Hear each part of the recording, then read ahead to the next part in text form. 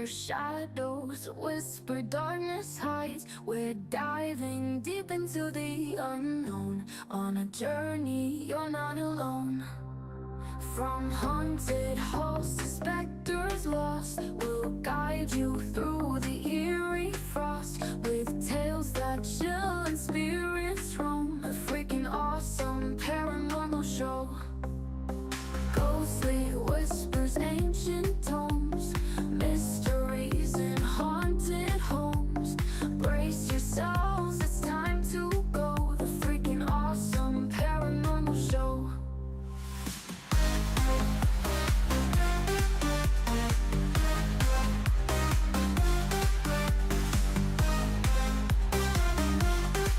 The freaking awesome paranormal show.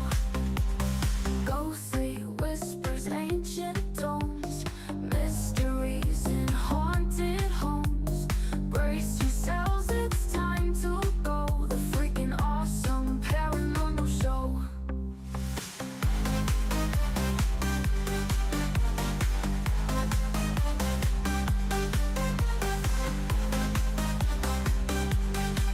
The freaking awesome paranormal show.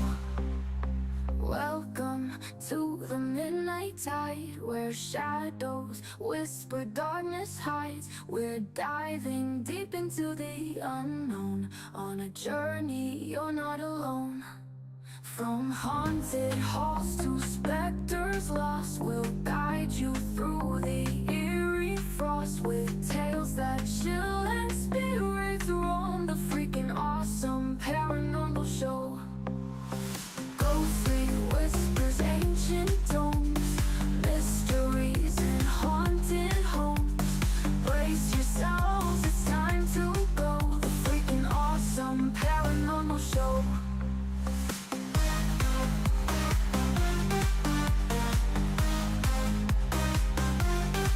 The freaking awesome paranormal show.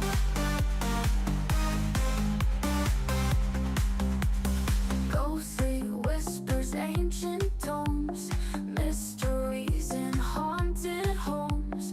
Brace yourselves, it's time to go. The freaking awesome paranormal show. The engine is starting up. For launch, GC, go. Guidance, go. Fido, go. Prop, go. GNC, go. Max, go. Eagle, go. Ecom, Go pending final steps to cabin link check. 2, 1.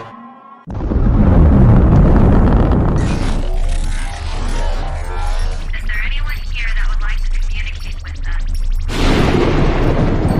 Can you give us a sign?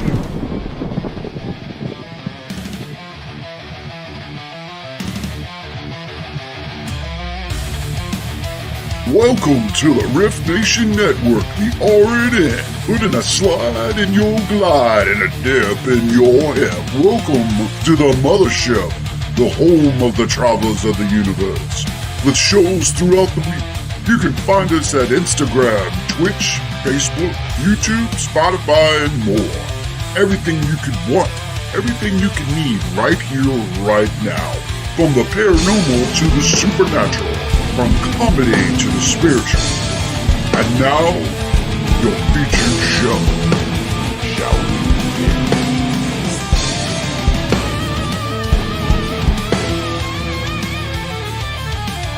It's showtime, folks! Podcast may contain material that some listeners may find sensitive, offensive, or disturbing.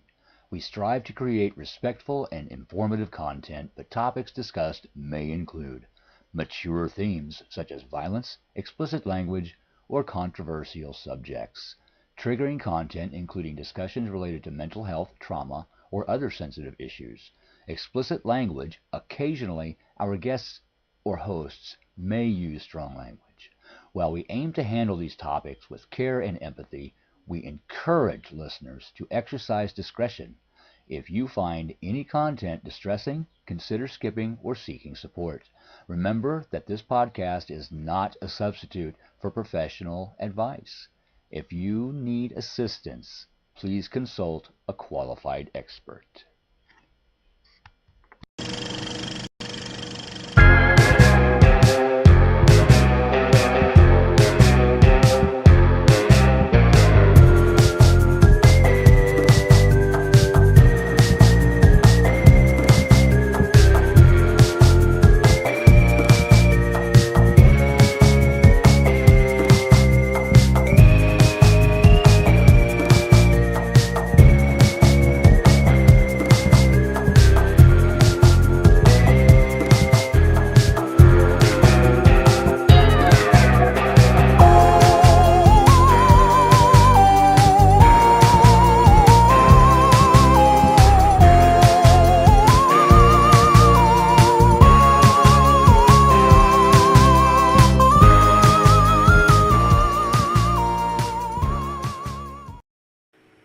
Where are we?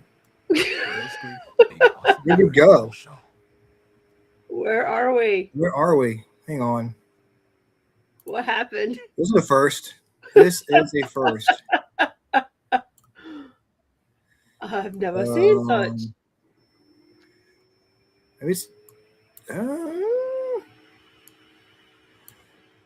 Overlay. There we are. There Okay. we go. That's better. That is better. Let me do something here. Let me add this to the background. I think I put it in the wrong space or something. Sorry about that. What is up, all you freaks out there? This is Ryan doing some technical work behind the scenes. And this is Action Rhonda. here. There we go. We lost we our go. sparkles. We lost everything. We lost everything. We lost everything. But our ghost that talks to us randomly. No, he's still there. He was still there. He's like a constant companion That's for right. us now. In case people forget what show they're watching, our little ghost companion will come on there and tell them in the background Right. exactly what show you're tuning into.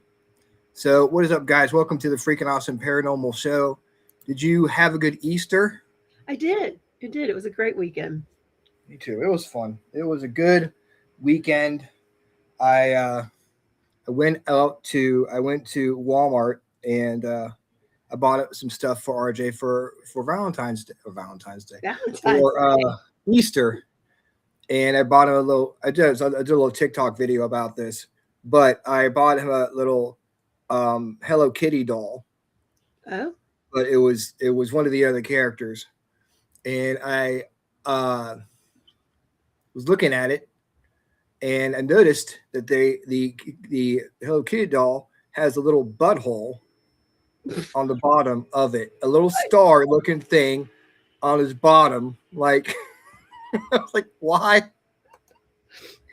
This is neat to have that. I'm not even going there, Ryan C. Jones. I mean, I didn't. I'm not. Look, guys, this is a family show, okay? But when I go to Walmart and buy a toy that has a butthole on it, I'm going to talk about it. I'm going to discuss why it needs to have a little star looking thing on its bottom. So, I mean, I'm the only person who would actually notice that. But, I was going to say. Now I can't unsee it. So, like I said, we are a family show, but family show. I will say that it is National Beaver Day, International Beaver Day. International Beaver Day. International Beaver Day. So you guys can take that any way you want to, but we love beavers from all over the world. We are all of them. All over the world. We international beavers. We love Chinese beavers. We love Mexican beavers. We just all over. We heart beavers on this show. Yes, we do. And especially on international. We give a damn about Day. Beavers. Yes. Yeah. I should put that on a t-shirt. Put that on a t-shirt, print it out. It'll be a bestseller. That's right. It'll be a bestseller. I will say I did talk to Haunted Foodie. Okay. About, and she said that she had her daughter was really sick and had to go to the hospital. Oh no. So she's been rescheduled for May. She's coming on in May. So she's excited to come on. They got me thinking. To have her.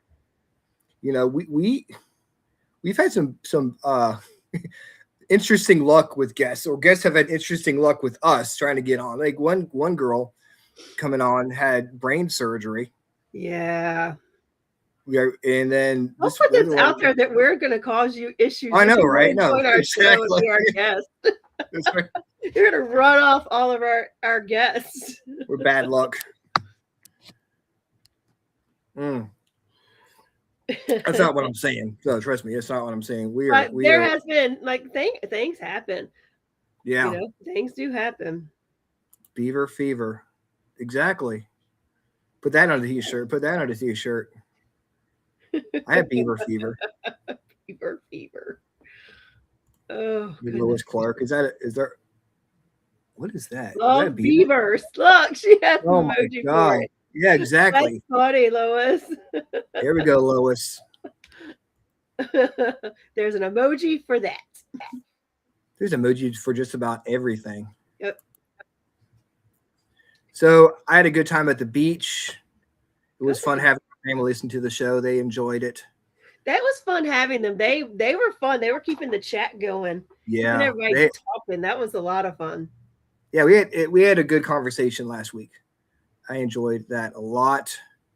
And I'm going to enjoy this show. Yes. Because we have the folks from CPRI joining us tonight. Yeah. Which I'm super excited. With them. Yeah, we had a good time with them when they came on the show at the beginning of the year to talk about Hanover Tavern. And I'm excited to hear about some of their other investigations. And I read on their Facebook page that they're I think the oldest paranormal group in Virginia. Which is kind of mind blowing. Yeah. Considering all the paranormal groups that are in Virginia. You know? I remember going to was it Paracon at the Exchange Hotel. It was like 2013, like the first one I'd ever been to, and there were a bunch of teams that were there. They're not even around anymore. Wow, crazy. Wow. How's everything going with you? You ready for your trip to Florida? I am as ready as I'm going to be for a trip to Florida. It's supposed to be nice weather, so we're just going to work. But my boss does it because we only do this once a year. He has all his whole team in to Florida at one time, and he planned some pretty fun events for us to do in the evenings. So one of them is an evening I don't have the specs with me right now because I don't want to open my work computer, but we're having heavy hors d'oeuvres and drinks at a social gathering at a one of the battleships that's parked in Jacksonville, Florida. So nice. I was like, ooh, should I bring at least a K2? Should I bring something with me? I think you ought to. Should I? You should bring a recorder. Might have noise pollution from everybody. Hey guys, be quiet. I'm trying to do just my special cell phone. Let me just stick this over here.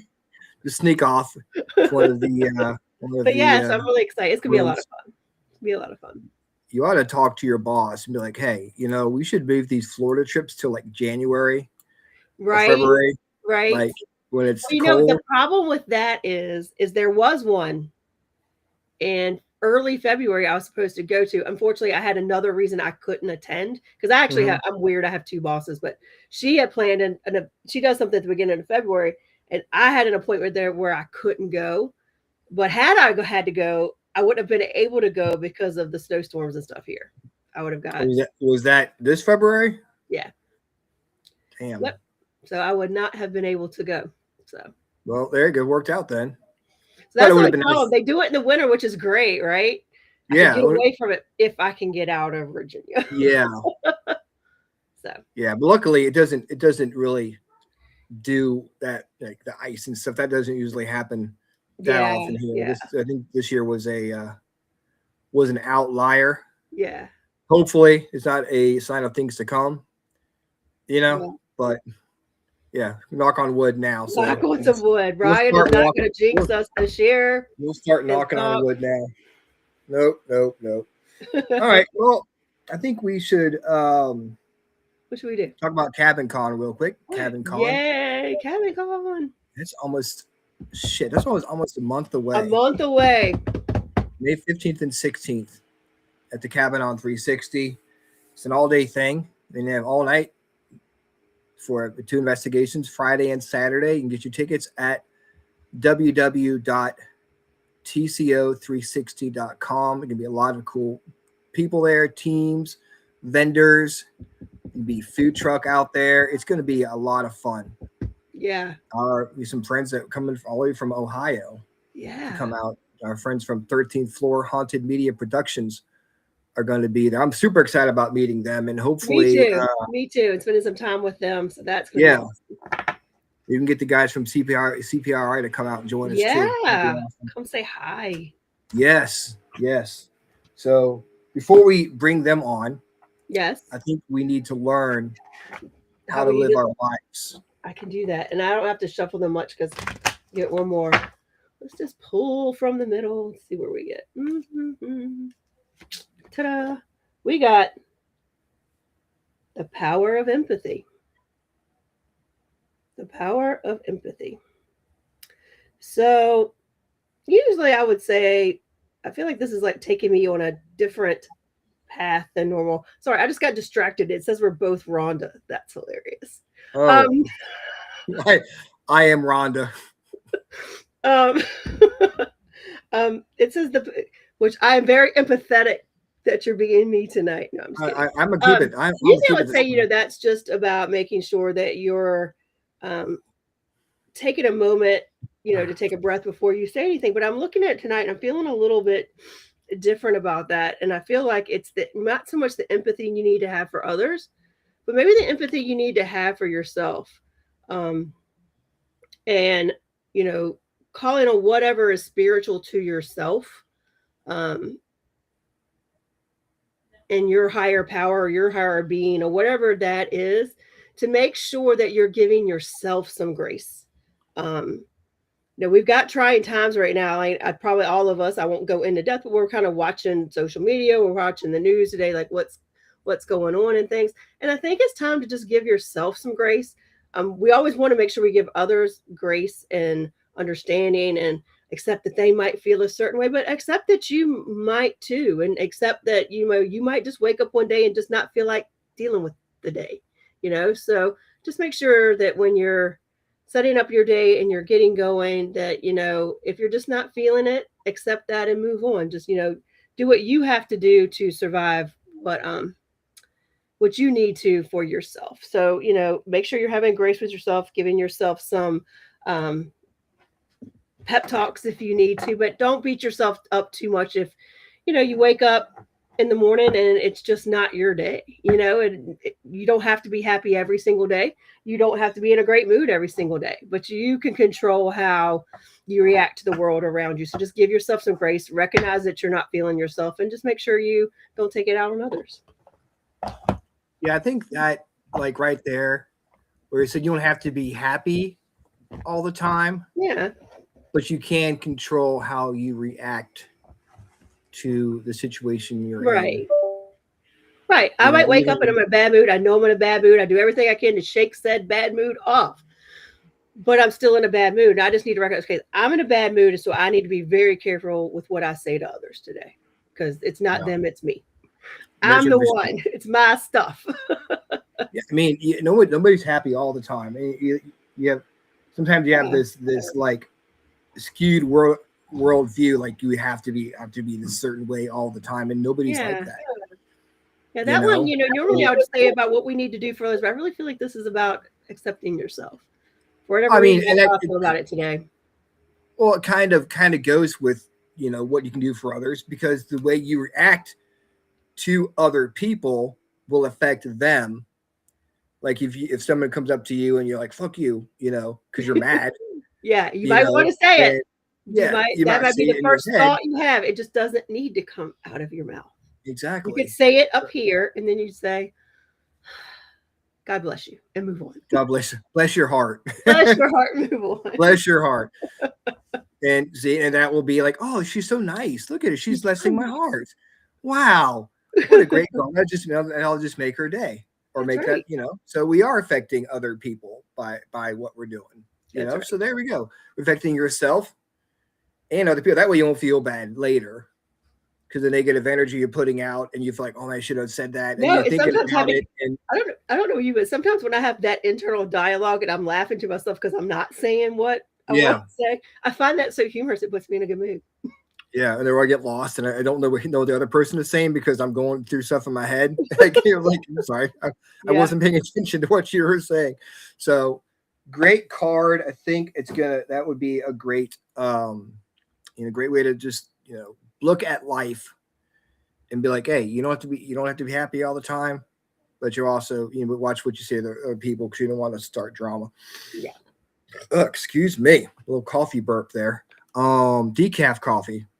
Decaf coffee and sugar-free creamer too. So I am covering. Wow, you're having no fun over there tonight. I know, but I think melatonin. I'll do my melatonin tea after the show. Okay.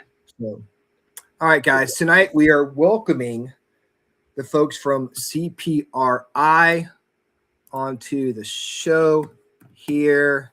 The Center for Paranormal Research and Investigation. Guys, super excited to have them on the show with us. So let's go ahead and bring them on. First, we have Alan. There we go. Then we have Kenneth. There we go. Next, last, but certainly not least, we have Bradley joining us. Hopefully, hit the right button. Yes, I did. There we go. Awesome. Welcome, guys. Well, I'm glad that we're in the presence of the two Rondas. Yes. It doesn't happen every day. I often ask myself, WWRD, what would Rhonda do? Yeah, there you go. I'm putting myself into Rhonda's shoes here, and we're going full Rhonda tonight. Not very often we go full. Not very often we go full Rhonda. You will never go full Ryan. No, the That could internet be might blow dangerous. up. Yeah, that might be. I'm a much safer bet for doubles. Yes. So we are super excited to have you guys on the show with us. What's up, Emily? How are you? So how's it going? Good. As well as can be expected. Man. Nice to be here. Good, Yes. good. We're glad to have you. Yeah, thanks for having us. No problem. I do want to start off learning about how each of you got involved in the paranormal. So I'm going to start with Brad, then Kenneth, and then go to Alan. Well, I was kind of like, I really didn't get involved in this until like 2010. I was, I came from a chemistry background. I was a chemist for Dow Chemical Corporation for many years. And I, excuse me, my wife, bless her heart, got me a ticket to go see the Ghost Hunters crew at the inn that Jason and Grant owned up in New Hampshire. And it was a small gathering. Somehow she got a ticket. There was only 30 people there. And I went up there, with the big time skeptic hat on. And I was like, I just want to see the guys, because I really like the fact that they debunked everything first. They rarely got anything on the show. And I said, this is the way it probably is all the time, right? So I went up there to that inn, and I saw something I couldn't explain.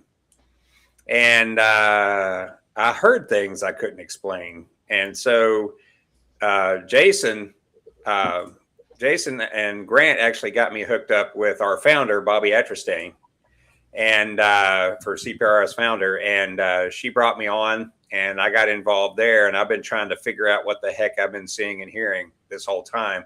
Kenny says it's in my head, but what are you doing? Kenny's a doctor, but he's a doctor of education. He's not a doctor of psychology.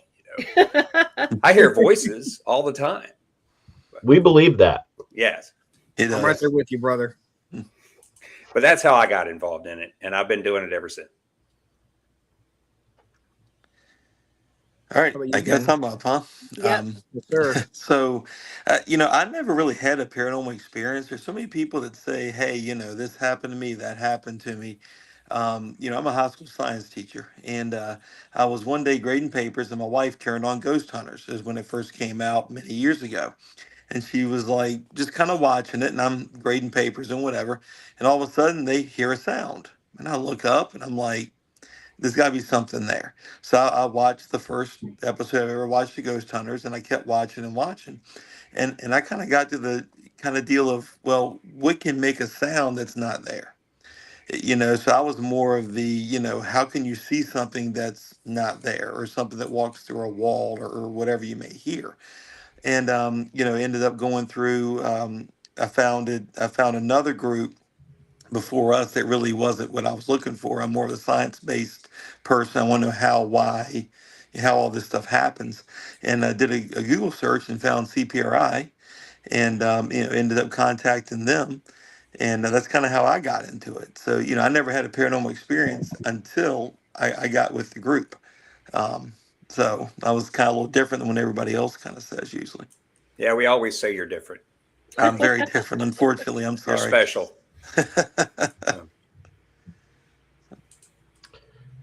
Oh, my turn? Yes. Sir. Okay. I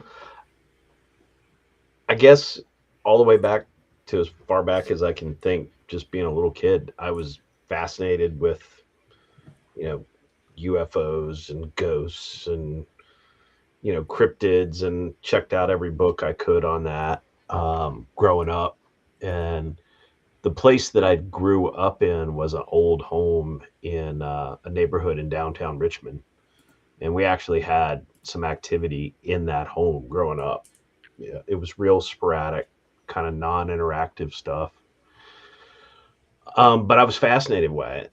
And then I had another occasion where, as a child, probably 12, saw a shadow person somewhere else. And so I'm like, wow, this maybe there's something to this. So again, I'm 52, and as far back as I can think, this is the kind of thing that I've really been into. I've been with CPRI for 19 years now, and I guess kind of like with Ghost Hunters, that came on. You always had those documentaries of people that were doing that kind of stuff, but that's kind of when it really clicked. And I was like, well, maybe it's time to go find a group. And like Brad, like Kenny, I didn't want, I wanted to take that scientific approach, that skeptical analysis. I didn't want to go the spiritual route. I really want to know what's going on. So I reached out to a guy by the name of Al Tyus, who was involved in this stuff for quite a long time. I think he actually predated CPRI. Their organization's past now, but connected me with our founder, Bobby Atrastain, and that was 2007, and the rest is history. Wow. Much to our chagrin. No, I'm joking. I'm still here. I can hear you. Oh gosh. That was your inner monologue coming out there, Brad. That's it. Well, Brad, Alan was the one that interviewed me to get me on, so That's true. you have to blame Alan. Yeah, Wow, I blame Alan. Man, I forgot that. We blame Alan for everything. 13 or 14 years That's ago. going to be the theme of the show going forward. Yeah. Alan's fault. Got it. We're going to make fun of Alan, thespians, the whole bit. Yeah. So you guys, us soft science humanity guys are needed too. That's right. see, you guys all said you guys watched Ghost Hunters as a catalyst for wanting to join the paranormal and stuff. Do you think the like paranormal has gotten better because or worse because of all the TV shows and stuff that have been coming out? Yes and yes. For a period of time, it's like if you look at it graphically, you can see. No, I'm joking. If you think about it, when Ghost Hunters came out, and you had a couple of halfway decent shows in England too, in the UK that were basically they were just going out and they were finding out what it's. They were basically finding out that it wasn't spiritual, or that it wasn't, paranormal in nature. They found out it's plumbing, it's wiring, it's the wind, that kind of stuff. And basically, with there for the longest time, that drew in a lot of people. And also, these people that were doing these investigations were just your average guy on the street. They were plumbers, they were working in a burger stand, they were working, wherever. They were just average guys. So that just showed a lot of people, hey, I can get involved in this. Now that's a double-edged sword, because now you got a lot of people that, the TV shows are now wanting to be all flashy. They've got to produce. They got to produce something that's going to keep people watching and stuff. So all the shows took a turn towards that. And having experienced, the Ghost Hunters show in person, I was with them for an entire week at a location. And a lot of stuff they show that the producers show on TV on the actual show episode is 1/10 of the amount of work that they did while they were there. They did a lot of stuff. They went around, they found out, they checked and everything like that, but they don't show that anymore. They just show all the flashy stuff, all what they consider well, I'm not going to say it. I almost used a term that Kenny knows what I was going to say. But basically they're doing the stuff for the instant gratification. So, right there, that just everything took a turn, and now everybody thinks that's what's supposed to happen all the time. And that inserts like, and I'm getting on my soapbox now, that inserts a confirmation bias like you would not believe in everything because you're expecting it. Yeah. And, makes sense. And if you're going in and you're expecting something, then you're going to hear that, or you're going to see that, or, that kind of thing. So no matter what it really is, your mind is automatically going to go towards, that preconceived notion, so to speak. So I'm going to get off my soapbox now and let the other two guys talk. I mean, no, you're right, Brad. I mean, when people go to a haunted house, they expect it to be haunted. Yeah. And a lot of times people really get caught off guard if they're in a place that they, hate to use the word feel safe, but they don't feel haunted. And then that's when they see the shadow figure or they hear something or whatever. That's one thing with me is, I never had anything happen to me. I looked at it going, there's no way in heck that could happen. You know what I mean? So, I go in it trying not to expect anything because I always think that there can be an explanation for it. Just me. I think the sensationalism, it's fun. It's entertaining. Makes a lot of money for TV and film producers, but we're much more concerned about, okay, what's going on? Why is this happening? What's the mechanism by which it happens? Trying to really understand what we're dealing with. And you'll hear us talk kind of euphemistically like ghost in air quotes, because we don't know what a ghost is or if we're dealing with it. We're dealing with an anomaly, haunting phenomena, but what actually is haunting phenomena? And the sensationalism, I think, has kind of hurt getting at the science, getting at the what's going on. And I think there's people in the paranormal community. I hate, I'm not taking shots at anybody, but that somehow that's not fun. And to me, that's fun. Like, what's really going on? If we could suddenly turn around tomorrow and say, whatever it is, it's not a ghost. It's an Einstein-Rosen bridge. Okay. That's pretty damn sexy. Like, wow. Right? Alan, your definition of sexy is interesting. Man, I think Einstein-Rosen bridge, man. I think sexy. Oh my goodness. I mean, it is. It is International Beaver Day, so yeah. It is, yeah. I didn't know that. Thanks for letting me know. Beavers here in the Freakin Awesome. You got to put that on your Facebook page now. Yeah, the rest of the week, maybe. Yeah. So no, but it's like, what do you want out of it, right? If you're coming at the paranormal for entertainment, that's fine, and that's great. And there are things about the paranormal that are entertaining. There's stuff, I watch very little, but there's stuff I watch. But if you really want to go, okay, what's happening? Who's going to do the science? Then the sensationalism really clouds that, I think. And science is not instant gratification. Yeah. It is not.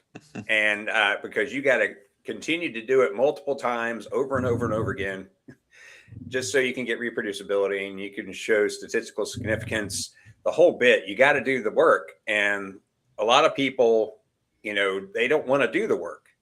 And that's on both sides of the aisle too. There's a lot of skeptics out there, people that are self-proclaimed skeptics, mind you, that do not do the work. They just automatically say it's nothing. Yeah. Well, what do you mean by nothing? It's got to be something, because something just shook the house. What did that? And so then we go in, we're the ones doing the work, trying to figure out, hey, what is actually going on here? Like Alan said, what's going on? We want to figure that out. We're not going to just automatically assume. You hear about belief structures. You have the believers and you have the non-believers. That's what everybody always says, right? Well, even the non-believers have a belief structure. They believe that it's nothing. So belief right there. That's yeah. a belief structure. Yeah. They're not doing the work to prove it, but they believe it. Right. And so you're running into it's on both sides of the aisle that way. I think those people, they don't feel it's necessary for them to prove it's nothing. It's more necessary for us to prove that it's something. Yep. Yeah. They want us to do the work. Yeah. And then they won't believe it anyways. That's right. Won't matter. We see that in a lot of different areas too, not just in the paranormal field. You see it in politics. You see it in walking into Kroger. You see it in, you see it all the time. And people automatically believe that certain things are a certain way, whether they have a data thrown in their face or not. Yeah, it's very rare that you change someone's mind about anything. Now you can't change a belief structure usually. Can't do it. We have a question in chat for Alan. It says Alan said he didn't want to go the spiritual route. What exactly does that mean? And do you all feel that you are going against your religious beliefs? Good question. So the first part of that, when I was saying the spiritual route, I think if you run up on a lot of groups that are involved in this, that are, I say, taking the spiritual route, i.e. they're walking in, they're saying, okay, this place is haunted. There's ghosts here. The ghost is the spirit of a deceased person. And now we're going to use, some sort of spirit communication, spiritualism. It's changed over the years, attempting to communicate via means like that. I would throw the REM pods and the ovuluses and the cat balls into that as well. And we're not coming at it from that way. We're coming at it from the scientific way, utilizing the experimental model. See, I used that big phrase, Brad. Actually, you did. You used it incorrectly, but I'll let you slide on that.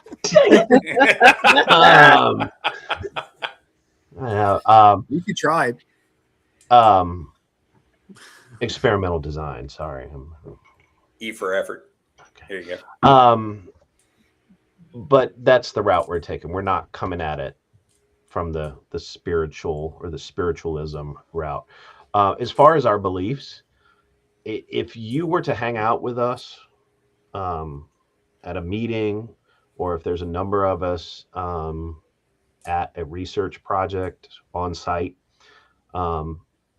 we all come from different backgrounds, different educational backgrounds, professional backgrounds, upbringings, religious beliefs, no beliefs. And I think one of the things that we do best as an organization is we can take those things and we can use them to complement each other and to help build a better team and work better together. But we're also good about compartmentalizing it. I was raised in Episcopal, the Anglican Church. I hold a religious belief, but I can turn that off, put it in a box, put it to the side, and do my best to work a project as objectively and dispassionately as possible. Yeah, you've heard me talk about data, like ad nauseum, right? When you're conducting a scientific experiment, like when I was a chemist and I was looking at, doing analytical type stuff on various streams of product, the the thing that I couldn't, it's like I believed it was going to be a certain amount of something, right? Mm-hmm. I believed it because it always is. Well, at least it usually is. Well, sometimes it's not, which is why they had me. But, you know, you go and you believe it's something, and then, you know, you have to, like Alan said, you take that belief and you put it back here somewhere, because you got to look at the data. And there's one thing about data, it never lies. And if the data points you in that direction, boop, belief structure is back out here. But if the data points you a different direction, you got to go that direction. Having said that, though, you know, a belief structure is all encompassing, right? Whereas we're finding out that, you know, all those anomalies we pick up, scientific anomalies we pick up out there, environmental anomalies, audio, video, you know, what have you, those anomalies, there's well over 100 different causes for those things out there. And we can only experiment for a few at a time. So that's more focused and it's more precise versus an all-encompassing belief structure. And that's what we're doing, because there's no way we can tackle a full-blown, all-encompassing belief in something, because we have to look at the pieces first before we can even go that route. And if the pieces point that route, then we're going to go that way. Mm-hmm. But if the pieces don't point that way, then we're going to go the different way. Whatever direction the pieces point at, the data points at, that's the direction we're going to go. Yeah, and Brad, I think you made up a good point of being able to separate your belief structure from the data. You know, since I've been with the group, both my parents have passed since I've been with the group, and there have been things that have happened that I've been like, whoa, it kind of caught me off guard. And but again, it's like a personal experience. So that's the belief structure that maybe it was mom, maybe it was dad, maybe it was whoever. But I put that to the side of my belief structure.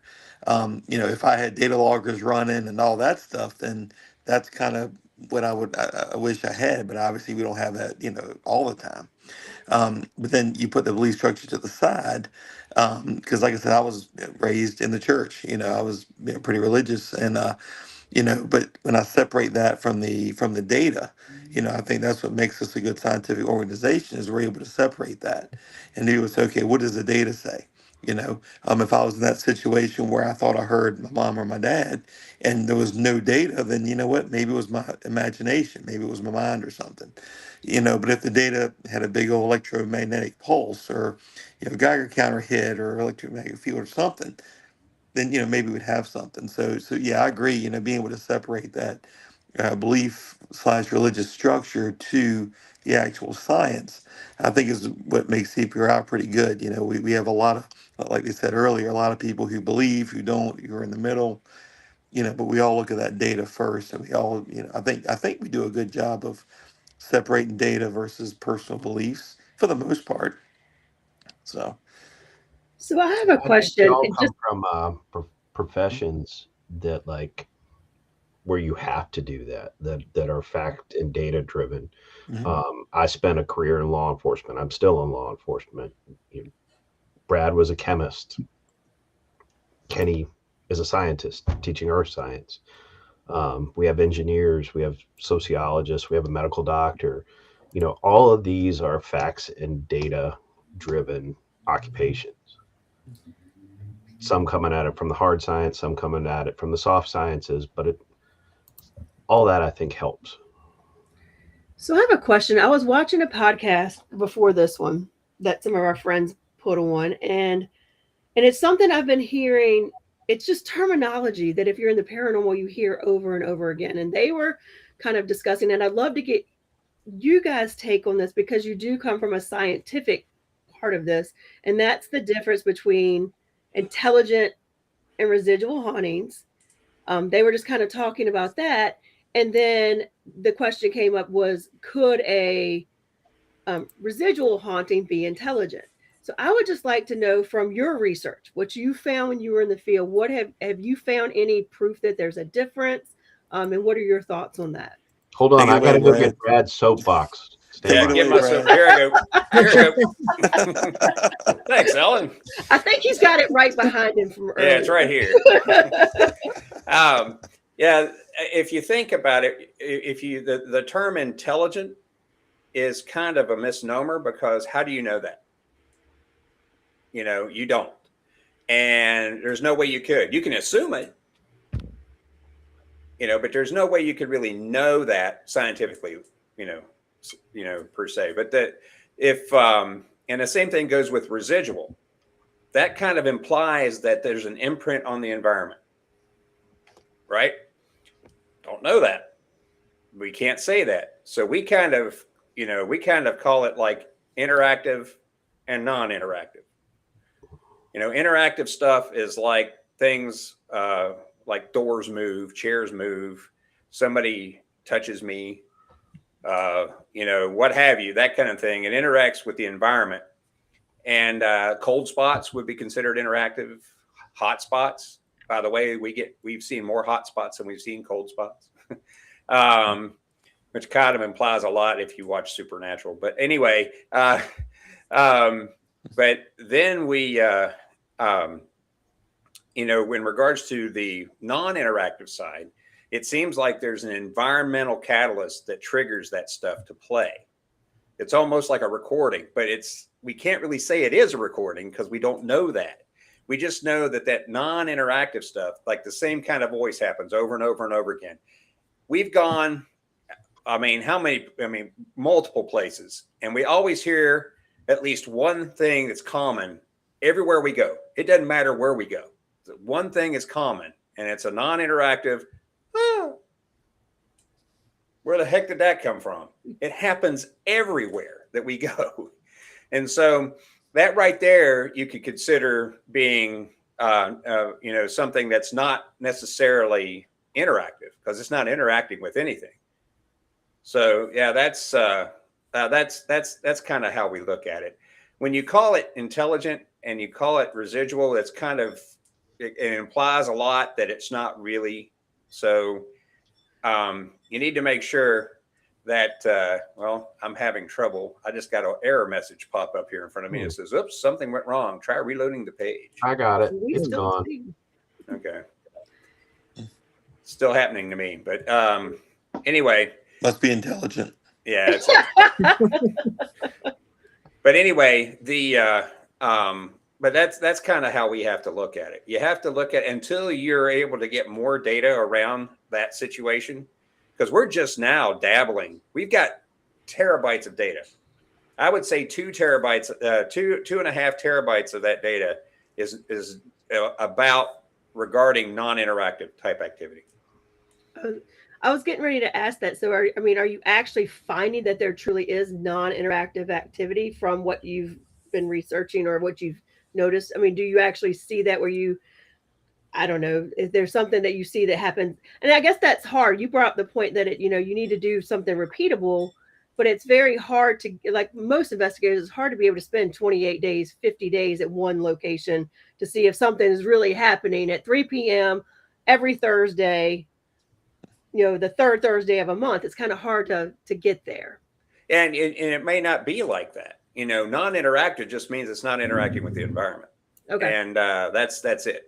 So that's how we have to look at it. We can't really pigeonhole stuff. If you start pigeonholing stuff, then you go down the rabbit hole of you're starting to form a belief, and that goes even beyond generating a theory or a hypothesis. Awesome. You're actually going down the rabbit hole of belief structure again, and that can bias. That brings in all that confirmation bias that you're talking about. And when you go in and you try to collect data and you have confirmation bias around your data collection, that's gonna bias your conclusions. Mm-hmm. It's just not a good thing. Let me put it that way. Mm-hmm. It's also how we operate is one of the reasons we don't do private residences as a rule. We're trying to go to the same location, and we always, point to Bacon's Castle because that's the one we've gone to the longest. That's 13 years of going to the same location. 14 now. 14. Is it 14 now? Mm-hmm. Wow. 14 years of going to the same location multiple times a year. and collecting data and being able to say that the data that's been collected over that period of time is repeating and consistent. Well, and also too, like we'll hear someone say, "Oh, hey, it's that sound again." You know, like the dress is swishing. You know, oh, we heard that again. You know, or things like that, and that's kind of what we're looking for. And yeah, and on the interactive side, an interactive event doesn't necessarily what might be considered perceived as an interactive event doesn't necessarily happen all the time. You're talking once out of every 100 instances of an anomaly, could it be considered interactive with the environment? Like, I had a door open in front of me. And when that door opened in front of me, I realized, I didn't wear Depends today. But that right there was an interactive event. But that doesn't happen all the time. And so we're trying to gather as much data as we can around interactive events now to try to get the same amount of data that we had for non-interactive events. But that's going to take a long time. And we're going to have to be very lucky. Well, and in regard to that door that Brad saw opening, we kind of know it was interactive because it opened and it shut really quick. And then it when shut it saw again. Brad. Yeah. Very hard. A lot of us do that. For most of us, when that actually Is there a dog? happens, Is that your dog, Alan? Anybody need a brain damaged pit bull? Nah, That's just how he talks. I got 3 kids. That's enough. I've got one of my own, and she's very much like that. So, can you take us through a typical investigation that you guys do, as far as how do you set up? And I think you came out to the cabin one time, and you had a tent set up outside. And how do you go about investigating a new location? Well, it's like we don't look at it as we don't look at it based on location. What we're trying to do is we have theories that we generate a hypothesis about how certain things are happening and how they're happening, and then we try to find a location that works for us to be able to conduct experiments around that, because then we have to design the experiment. We have to find a location to run the experiment. That's where the location comes in. Cabin on 360 was one because they report all that stuff in the rancher there, not in the cabin itself. And so we actually focused most of our attention on the rancher in there. And we had some things happen in there that I was not ready for. We had personal experiences in there. Yeah. Awesome. Yeah. The whole, I was leaning, sitting in a chair, Kenny's sitting right next to me, and my hood gets pulled up over my head. Kenny didn't do it. I didn't do it. Mike didn't do it. Mike was sitting there too. Sat there watching. Yeah. And usually it just gets pulled back over your head. That's crazy. Well, not all the way over. It got pulled up to right up. here. Okay. And then it dropped. No, I mean that's amazing. But that was in the basement. Too, Brad, that was the same chair I sat in, and it felt like it was an elephant sitting on my chest. Yeah, he couldn't breathe in that chair. Yeah. So that chair, but we couldn't get any sensor data around it because as soon as we started moving sensors over there, guess what? Stop. They quit. So that's what always happens. Right. So we have to be very lucky in sensor hoodie placement. Hold on like that. Yeah. Upstairs. Yeah. So so what we do is we design the experiments, and we only bring to bear the equipment that we need for the experiment. Some experiments we don't even need equipment. You got to think. You only bring to bear the equipment that's needed for the experiment. And that way you don't get all this extraneous data that you really can't sort through because, it's going to, you can't see the forest for the trees kind of thing. Mm-hmm. That can happen. So you don't want to shotgun it. You want to try to use the equipment for the experiment you're trying to run. And we might run maybe 4 or 5, 6 different experiments, half dozen experiments all at once. But that's what we try to do. And we'll run that for like an 8-hour period. Sometimes we get lucky and we're allowed to stay at a location overnight. Belle Grove, that was great. We stayed there an entire weekend, actually a Friday night through Sunday night. Mm-hmm. And what did you guys get there? Well, quite a bit of stuff.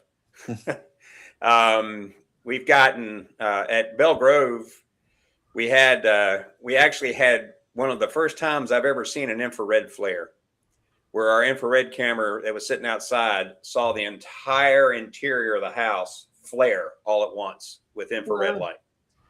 And then it was like instantaneous and it went away.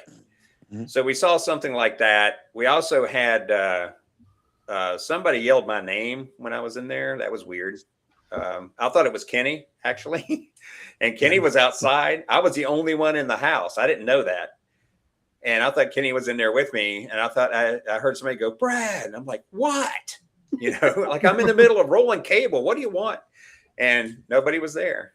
You know, we had heard a woman crying. Y'all remember that, Alan? When that woman make that investigation. That was the very first time we were there. That woman crying was significant. It was loud, and she was sobbing, whoever that was. Wow. So we heard that, and we've of course we had the haunted cat in the house that tripped up LaDonna. Yeah, that was my first experience there. Of course, with being with FPRI, I'm there all the time now. But the first time I stayed there, I got up to go to the bathroom in the middle of the night. And the way those rooms, like there's a bedroom and there's like a little lounge area and then the bathroom.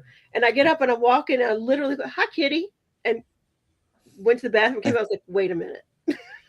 Exactly. What just happened? And that was just me staring there, not investigating. and just spending the night there. So.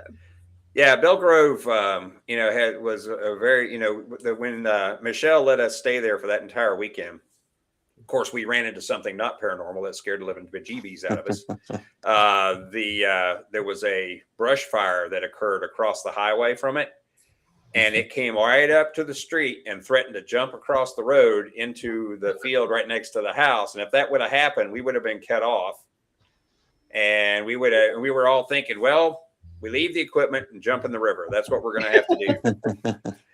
But luckily that didn't happen. That farmer across the street ran that water truck up and down the road, the side there, to kept that from happening. But we've also, we haven't had a lot of visual evidence anywhere. We might have maybe 15 or 16 visual anomalies that we can talk about. But I will say that what used to be the caretaker's house there, I don't know what it is now, because we haven't been there in a very long time. But the caretaker, back then it was nasty. Yeah, it's been cleaned up some now. Yeah. And but when we went in there, Kenny and I actually were walking up the steps to the second floor, and something's talking around us. We're like, we just stopped. What was that? And then we have that recorded as well. There was sounds of something rummaging through that building all night long. And it wasn't critters, because we had multiple cameras in there. And where we heard the sounds, there was a camera right on where the microphone was. And nothing was happening there around that microphone, but it sure sounded like somebody was jostling that microphone and tapping it and stuff like that. So, cool. That's the kind of stuff that we had happen at Bell Grove. You guys want to share anything else? Well, no, I was going to say too, that's honestly one of the biggest reasons we use cameras is to put it on our data sensors, because we want to make sure that it's not a mouse's nose hitting the microphone or something like that. And or a roach. Yeah, or a roach or anything. So that's, it's always nice to, if we were to ever capture Casper tap dancing across it, would be great. Wouldn't that be awesome? It would be, but like Brad says, we've been in this organization, been around since 2000. We've got 15 maybe good hits on visuals, and we tend to run anywhere from 8 to, I think we run as much as 30 some cameras at one point. Yeah, when we were at the USS North Carolina, it was 32 cameras. So so basically it's more of just to watch to make sure that the data loggers aren't being messed with, because if we get a hit, we want to make sure that it wasn't us that were near it or a critter or something like that. Yeah, and that's a technical term, critter, just so you know. The visual's not common, and I mean, as far as personal experiences, I think I can count on one hand the number of times I've experienced something visually in the almost 20 years I've been doing this. and never ever like, you know, the apparition of the ghost that everybody thinks of. Never seen that. I've seen. I saw the one at. Well, I'm not. I'll talk about Penhurst in a minute. I know what you're thinking, Kitty. But but the thing that I saw was at St. Albans Sanatorium. We were there, and everybody was looking in what they called Jacob's room, which turns out that's not really his room. And but they everybody's standing there looking that way, and I'm standing at the top of the grand staircase, and to my left, in that little archway that goes into the hallway, we call it the creepy hallway. If you look at our Facebook page, that red shot is down the creepy hallway. But we all of a sudden, I caught something out of the corner of my eye, and I looked, and there's a guy standing there. I mean, it looked like a homeless guy was standing over there. And they had problems at the time with the homeless breaking into the building. And I immediately pointed at him and ran after him. And he got a shocked look on his face, turned and ran down the hall. As I rounded the corner, he was gone. Poof. There was nowhere for him to go. And he was gone. Wow. So I saw something like that. And it was shocked that I was running at him. And so I thought it was a person. And then we had other people run up the steps on the other end of that hallway, and he didn't go down that way. So there was nowhere for him to have gone. But then at Penhurst, which is the interesting one, we were there once, and we were in the Mayflower building up on the 3rd floor, and there's no power up there. And collecting data, we had sensors all over the area right at the top of the center stairwell. And they gave off a glow, right? So they're giving off a glow, and I'm sitting there messing with one of them, and I hear down the hallway what sounds like something moving furniture down the hallway, all the way at the far end of the hall. And you can't see down there because it's pitch black. So I'm like, huh. And you hear all this on the recording, me going, huh. And I walk down the steps, to the guys, because Kenny's down on the next level where there's power, setting up the DVR. And I said, hey, I'm hearing something upstairs, and Mike goes up there. He's one of our guys. He's a retired Army guy. And he went up there, and he's messing with something, and he hears the same thing. So he comes downstairs. So now it's all three of us, me, Kenny, Mike. We all go up there, and we're standing in there among our sensors, and we hear it again. Well, this time, I step out of the light of the sensors to let my eyes adjust to the dark. And as soon as I did, and my eyes started to adjust, it looked like something came down the hall like this, right at me. I fell, and all of a sudden, they kicked on their lights, and there's nothing there. What's really cool about this is it wasn't just a personal experience, because every one of our sensors that we had up there, humidity, temperature, barometric pressure, vibration, of course, vibration is going to set off because I fell, but, the Geiger counter we had up there, magnetic field sensors and stuff like that, all that stuff spiked right there at the same time. So we have that kind of data to back up the personal experience that happened to us. Now, I'm here to tell you that not very much scares me. Alan knows I tend to run after stuff that I shouldn't. He runs after everything. And we end up running after him, and it's a whole thing. But my hand was doing this after that. And I had to go back down to the 1st floor where our HQ was and sit for a minute. Well, it sounds like the whatever was coming after you. So you didn't really have to go after it. It was coming towards you. Right. So it probably scared the crap out of me too. Yeah. Well, the funny thing is that Kenny and I, earlier that day when we were doing the walkthrough of the building, actually saw like a bluish white figure peek out from behind a door down that same hallway. Yep. And we both saw it. Nobody else saw it around us, but we saw it. Because I saw it, and I looked at Kenny, and Kenny goes, "Did you just see that?" I'm like, "Yeah, I did." it looked like a person that was kind of glowing bluish white, kind of looked out behind the door down the hall. So that's why we put our sensors down there. And that was my first apparition I ever saw. Yep. Lots of times when I see something, it's always really quick. Yeah. And my brain doesn't have a chance to comprehend what I'm seeing until after it's gone. Like, oh, did I just see what I thought I saw? Yep. I have been my own worst enemy at times where that kind of thing happens, and I want to. The skeptical mind goes, yeah, you didn't dismiss it. Yeah. That was a trick of the light. That was a move of shadow, and then something will happen later and go, oh damn, maybe I did. We did an investigation at an antique store when I first started out, and I was with Howie Odell and some other people, and it was a small store. So I went in with the first group. We did our investigation, and we finished up, and we had decided to kind of sit behind the counter of the store, and then the other people investigate the other side of the store. So they weren't anywhere really close to us, so we could kind of talk, but and not really bother them. So we're sitting behind the counter. The counter's at the back of the oops, knocked my microphone over. The counter's at the back of the store, and there is ambient light from the parking lot, right? So we were sitting there just kind of chatting, not being too loud.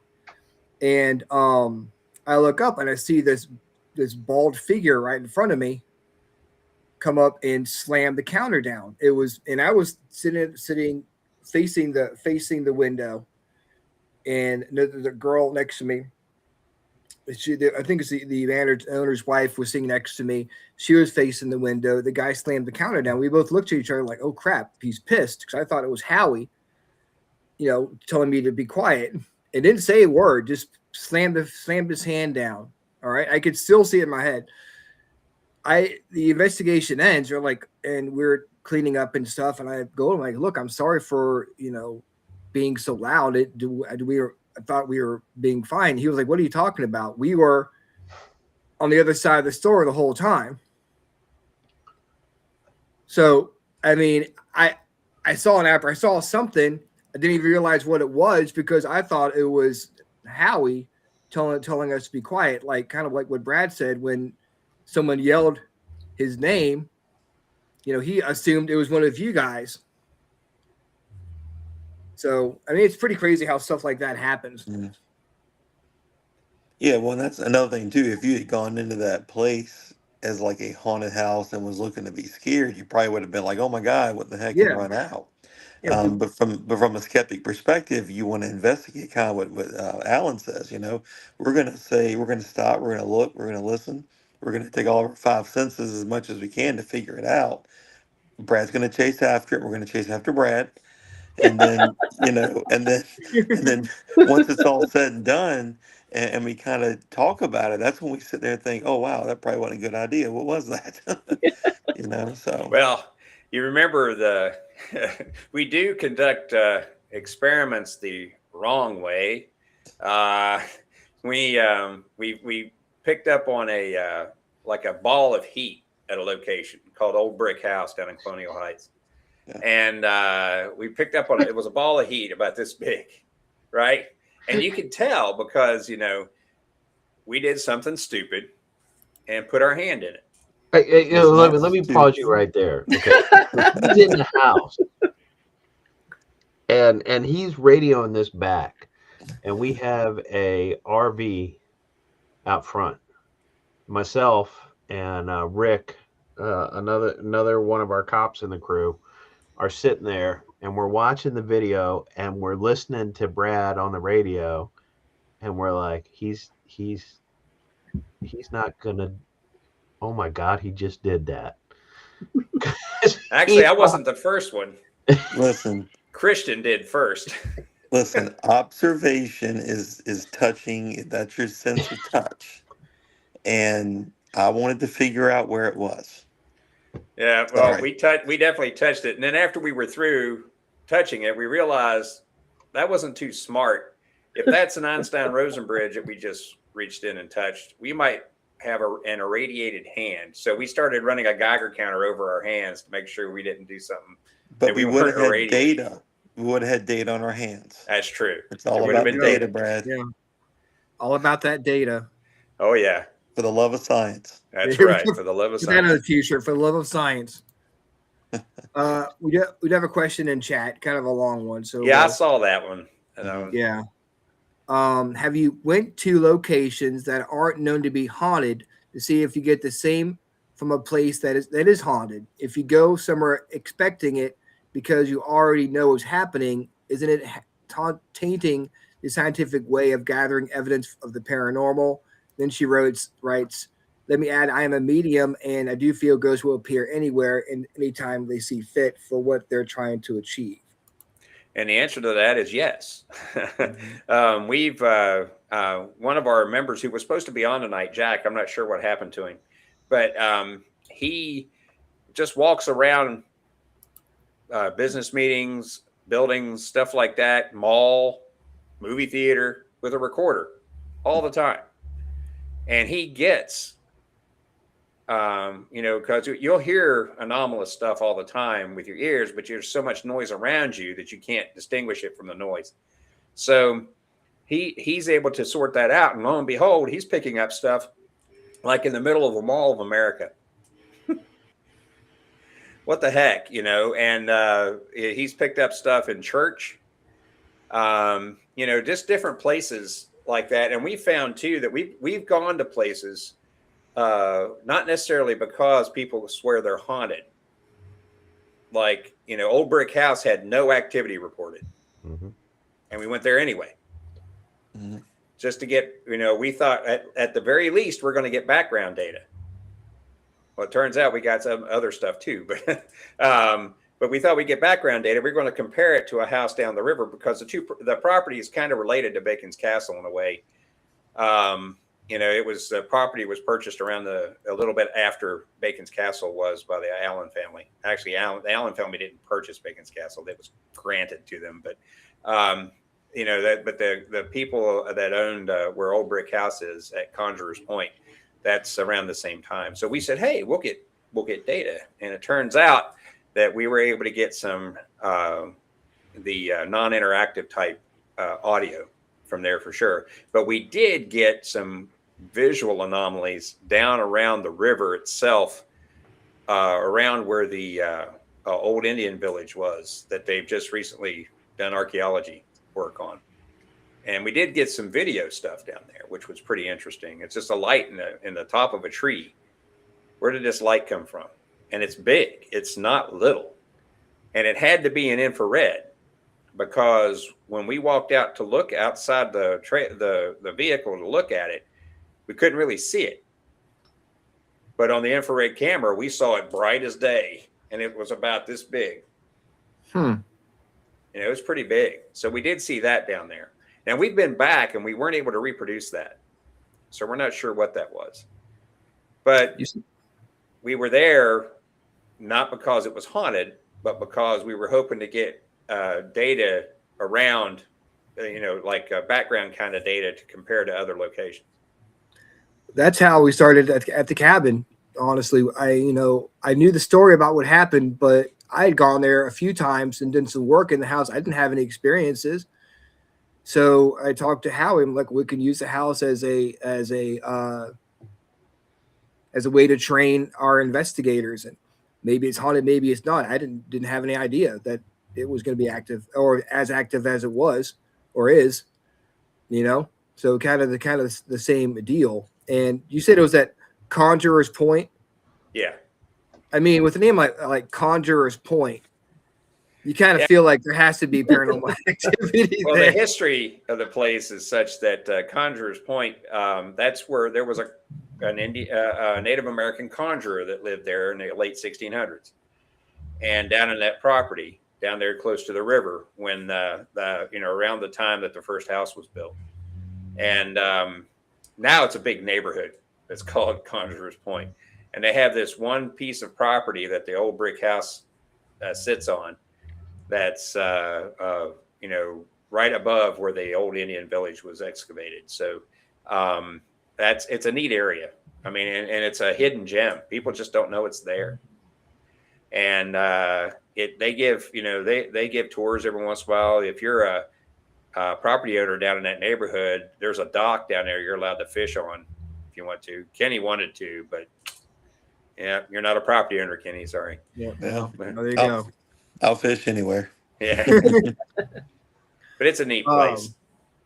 Guys, man, I could go on for another hour with you guys, but I think this is a good time to end it, and we'll have to bring you back on for part 2 because there's a lot of stuff I would like to discuss. Same. Like, I want to know who's in charge of Jack, because he just kind of does what he wants to do, right? No one is in charge of Jack. We just hook a bell to him and let him go. Just let him go. Yeah. It's like, oh, there he is. Well, man, I sent him the invite, so hopefully when we have you guys back on, he'll join us. But this was a really fun conversation, guys. I really appreciate you guys coming on and joining us tonight. Well, I'm glad we're glad to be here, and thanks for inviting us. Yeah, thank you so much. No problem. Is there any way where people can check out what you guys are doing? Any big investigations coming up? Well, we don't. Some of our stuff, actually, a lot of our stuff nowadays is stuff that's confidential at locations that are confidential. Okay. But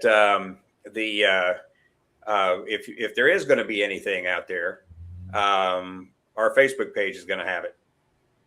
Okay. CPRI, the Center for Paranormal Research Investigation, on Facebook.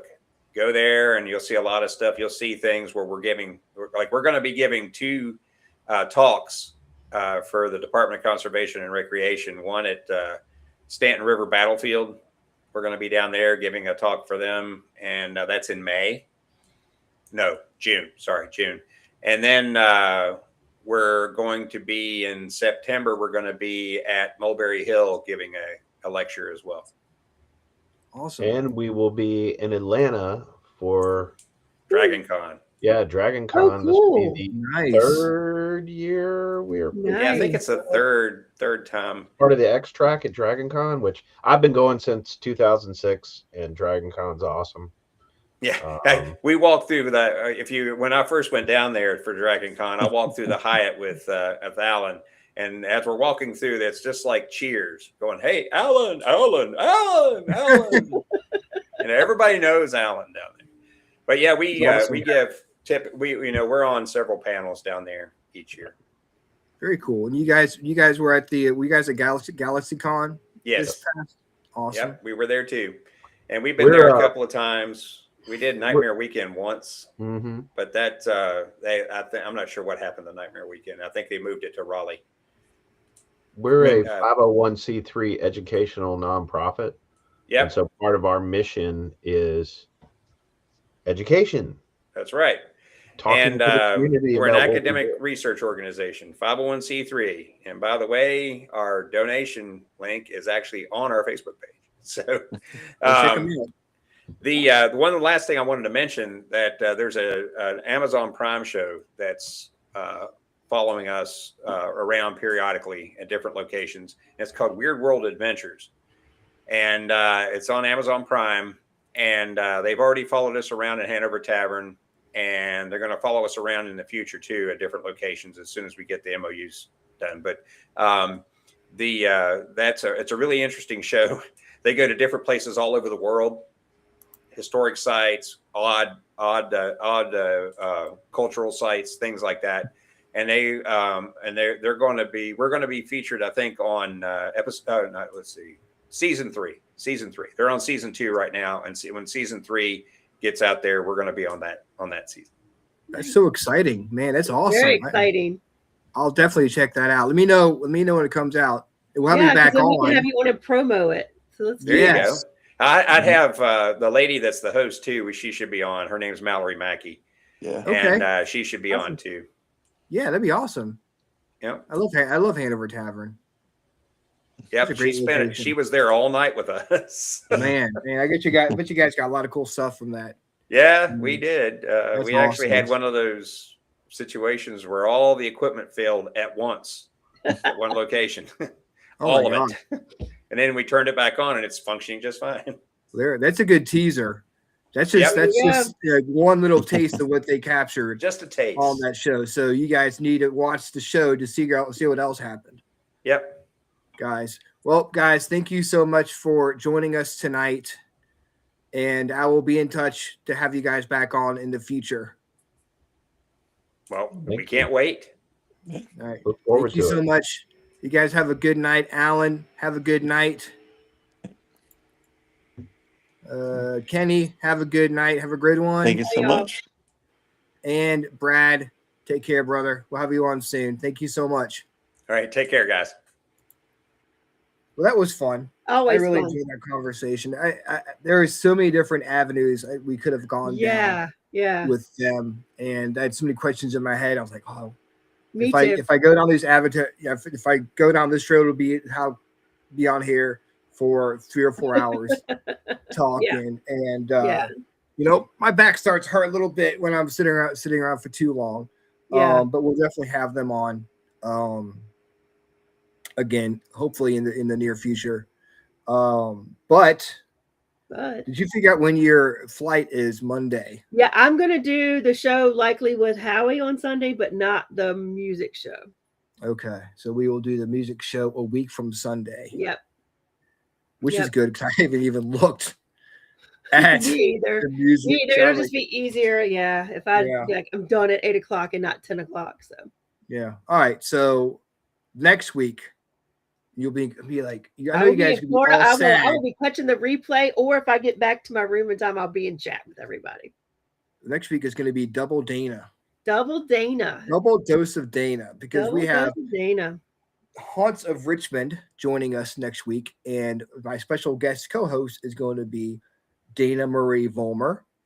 And then Thursday we have Dana Marie Vollmer coming back on the show to do tarot card readings. Which, if I can, I'll join. Like I said, if I get back, we've got to exit. But if I'm back, I'll either be in the chat or Thursday I'll pop on with y'all. But you know, and I'm not making any promises.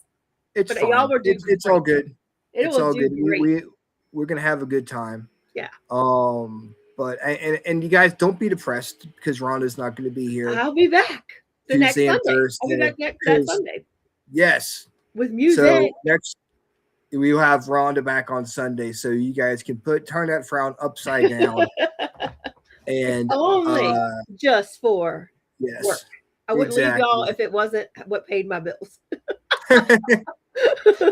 I know it'll be good to get away too, to get out of Virginia for a little bit. Exactly. And I'm super excited. I hope you my guys work have friends. I know you're gonna have a great time. Yep. And let's see. So like I said, we have Haunts of Richmond on next week, and this Thursday we're not done yet, guys. We're not done yet because we'll be back on TikTok Live Thursday night with my friend Mandy Patton, in the Paranormal Investigator. Mandy Patton, she is also an author. She wrote a book on some of her personal stuff she's been through and how it's affected her and changed her and made her into the person she is today. We're going to talk about that.